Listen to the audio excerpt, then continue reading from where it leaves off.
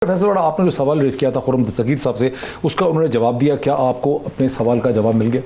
Doctor साहब देखिए, मुझे तो अभी तक कोई सवाल का जवाब एक आम पाकिस्तानी के हिसाब से नहीं मिला। अच्छा, ये मुझे बताएं कि जी हम होते तो ये करते तो डॉलर सवाल नहीं फिर था। स्ट्रेट कर दें आप। मैंने इनसे कहा कि जी इनके मुताबिक हमने नालायकी कर दी। ठीक, डिबेट के लिए मैं मान लेता हूँ 1 मिनट के लिए। आप मुझे बताओ, अपोजिशन का काम ही है करेक्ट करना। आप बताएं, अगर आप गवर्नमेंट में होते या आप मुझसे मशवरा ने, पाकिस्तान मेरा नहीं आपका भी है ना, आप डॉलर कैसे नीचे लाएंगे?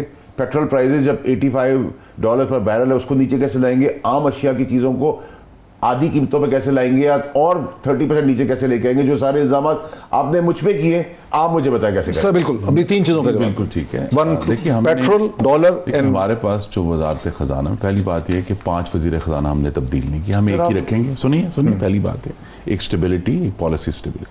दूसरा, वजारत खजाने के पास इंस्ट्रूमेंट्स हैं। सिर्फ ये नहीं कि डॉलर फेंकना है बाजार में, आपने एक निगोशिएशन करनी है बैंक्स के साथ, आपने निगोशिएशन करनी है फॉरेन करेंसी डीलर्स के साथ, जिसके नतीजे में अगर मैं आपको याद करा दूं, इन दिसंबर 2013 में हमारे आने के चंद माह बाद डॉलर जो है वो अचानक 108 पे चला गया था, और असद उमर साहब ने कहा 128 पर जाएगा, शेख रशीद साहब ने कहा 135 पर जाएगा, लेकिन इसहाक डार साहब ने उसको मैनेज किया और उसको दोबारा 100 से नीचे लेकर आए। 100 से नीचे नहीं, 105 पे रखा। नहीं, उस वक्त मैं आपको दिसंबर 2000, इसलिए मैंने स्पेसिफिकली दिसंबर 2013 जनवरी 2014 पीपल्स पार्टी ने 100 पे छोड़ा था। हाँ, 100 पे छोड़ा था, हम उसको 98 नीचे ले आए, फिर आहिस्ता आहिस्ता उसको हमने एडजस्ट किया। इशू ये है कि उस एडजस्टमेंट का नतीजा ये था कि हम भी IMF प्रोग्राम में थे। ये नहीं है कि ये IMF में थे, हम भी IMF है। लेकिन IMF के प्रोग्राम में होने के बावजूद सिर्फ पहला साल था जब पाकिस्तान में महंगाई ज़्यादा थी।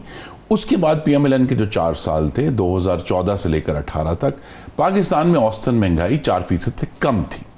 ये जो कंट्रोल है महंगाई का, इसको फिर आप क्या नाम देते हैं? स्टेबिलिटी भी और बेहतर मैनेजमेंट। मसलन एक मैनेजमेंट का तरीका है, मैं चीनी का बता देता हूँ। बस इन्होंने बहुत बड़ा जो ब्लंडर किया, इमरान खान साहब ने और उस काबीना में जो सब लोग शामिल थे, उन्होंने कहा कि जी चीनी बहुत है, 11 लाख टन चीनी एक्सपोर्ट की इजाजत दी थी। अब 11 लाख टन सारी नहीं गई, वैसे नहीं गई, नहीं वो जानी भी कभी भी नहीं जाती, लेकिन 11 lakh ton is a market moving quantity. उस दिन से पाकिस्तान में जब ये बात है कि ये चीनी बाहर जा सकती है, लोकल मार्केट में एक सेंटिमेंट चीनी की एक्सपोर्ट तो आपके जमाने में भी हुई थी। सुनिए, यही तो मैं दिलचस्प बात है, हमने कभी भी, और मैं खुद चूंकि इसके साथ, हमने कभी भी 2 लाख टन से ज्यादा बजट वक्त इजाजत नहीं थी। हमने कहा 2 लाख टन हम दे रहे हैं, आप एक्सपोर्ट कर लें, करा लेकिन ओवरऑल ज्यादा हुई थी। हाँ, बहुत हुई थी, लेकिन उसका नतीजा ये है ना, उसका नतीजा ये है कि पाकिस्तान में 5 साल चीनी की कीमत स्टेबल रही। जिस दिन हम, बल्कि इनफैक्ट द ट्रूथ है कि जिस दिन हम आए उस दिन 55 रुपए थी, जिस दिन गए 53 रुपए, 2 रुपए कम थी 5 साल। एक तो पॉइंट आपका ये है कि बेहतर मैनेजमेंट, आपने जो सप्लाई को मैनेज करना है, आपने मार्केट की, जो पाकिस्तान में प्राइवेट सेक्टर है, उसकी एक्सपेक्टेशंस को मैनेज करना है, बिल्कुल नाकाम है। एक तो बेहतर मैनेजमेंट और इकोनॉमिक स्टेबिलिटी। लेकिन वो जो सवाल है कि अब जो पेट्रोल ऊपर है, इसको आप अगर अभी आप हो तो क्या करेंगे नीचे लाने के लिए पेट्रोल की कीमत? जी देखिए, यही तो बात है कि आप, अगर आपके पास हर साल, जिस तरह हमारे पास 20% हम पाकिस्तान का जो टैक्स रेवेन्यू था हमने बढ़ाया, कि जब हमें मिला 1900 था, जब हम गए तो 3800 था।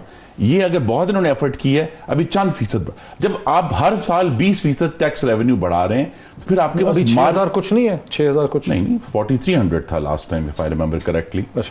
ठीक है जी, अगर आप हर साल 20% टैक्स रेवेन्यू बढ़ा रहे हैं, आपके पास कुशन्स क्रिएट हो जाते हैं कि आप पूरा पास ऑन गवर्नमेंट अवाम को नहीं करते, आप पुश करते, एब्जॉर्ब कर लेते। और इसीलिए ये, अब ये कोई सियासी बयान नहीं है, लेकिन नवाज शरीफ के दौर में एक दफा पेट्रोल 62 रुपए तक भी आया था।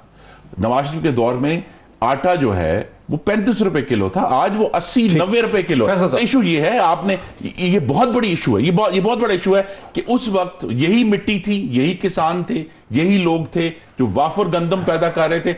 आज वही लोग जो हैं वो पाकिस्तान में गंदम शॉर्ट है। मुफस्सल उन्होंने बड़ा डिटेल जवाब दे दिया। वैसे डॉक्टर साहब आप इसको डिटेल जवाब दे रहे हैं, मुझे अभी तक कोई पॉलिसी के तहत कोई स्टेटमेंट समझाए ना मुझे। सर मुझे मैथ समझा नहीं, मैं सिर्फ एक बात समझाना, स्टेबिलिटी और बेहतर मैनेजमेंट, जिम्मेदारी इस वक्त इनकी है, इन्होंने एक्सप्लेन करना, हमें तो कहा हम मिलेंगे तो हम बेहतर मैनेज करके इसको दुरुस्त करेंगे। पाकिस्तान, जैसे मैंने कहा, मेरा और आपका है, ऑपोजिशन का काम ये होता है कि जो मैं गलती करूं उसकी तायद करें, उसको बताएं कि हमने एक मिस्टेक की, आप इसको इस तरह कर लें, आपका मशवरा होता ठीक। अभी तक आप प्रोग्राम में मशवरा नहीं दे सके हैं। अब मैं आपसे अगर ये सवाल कर लूं कि ये थी बिजली, इसको जो आज 4 सेंट में मिल रही है, वो आप 16 सेंट में 15 साल के एग्रीमेंट कर गए। यानी कि अगले 15 साल तक भी मुझे स्टेट के तहत इसको ऑनर करना जरूरी है। जो 2 रुपए की चीज थी आप साइन ही कर गए 20 रुपए की, उसकी किकबैक्स आज तक आपको मिल रही हैं, तो इसमें मेरा कसूर है? मैं क्या करूं इसका हल बताएं। मैं रोल बैक नहीं कर सकता, इन एग्रीमेंट्स को नल एंड वॉइड नहीं कर सकता। ये आप इंडिपेंडेंट पावर प्रोड्यूसर्स की बात नहीं नहीं, देखिए ये तरीकेकार है अपनी जिम्मेदारी से फरार हासिल करने का कि जी आप बताइए आप क्या करते।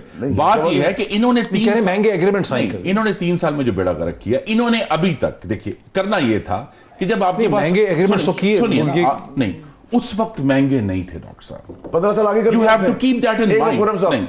क्या आज मैं आपके नाजरीन को और आपको भी याद कराता हूं कि 2013 में जिस दिन हमें हुकूमत मिली, पूरे पाकिस्तान में 18 घंटे की लोड शेडिंग थी। ये कहानी नहीं, आपने लोड शेडिंग कर दी। ये रियलिटी की चीज मुझे 1000 रुपए में दे दी। ये रियलिटी मैं जनरेटर चला लेता सर। ये रियलिटी आप तो चला रहे थे ना, आपके पास पैसे हैं, आप चला रहे थे, हमारे पास नहीं, हम नहीं चला रहे। मेरी बात, पाकिस्तान की आवाम 18 घंटे की लोड शेडिंग बर्दाश्त कर रही है। कीमत है आज सपोजिटली मिसाल के तौर पर 10 रुपए, मैं आज का एग्रीमेंट साइन करता हूं इनके हिसाब से 20 रुपए का, और अगले 15 साल के लिए कर लेता हूं, ठीक है।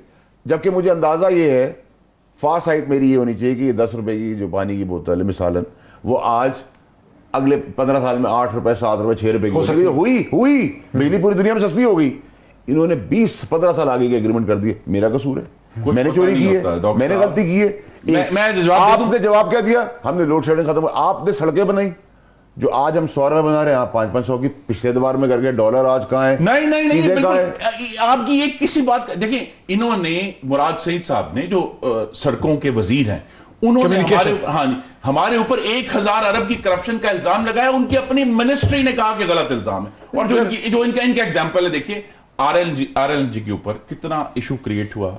शाहिद खान अब्बासी अंदर, मिफ्ता इस्माइल अंदर, कि जी महंगे एग्रीमेंट कर गए।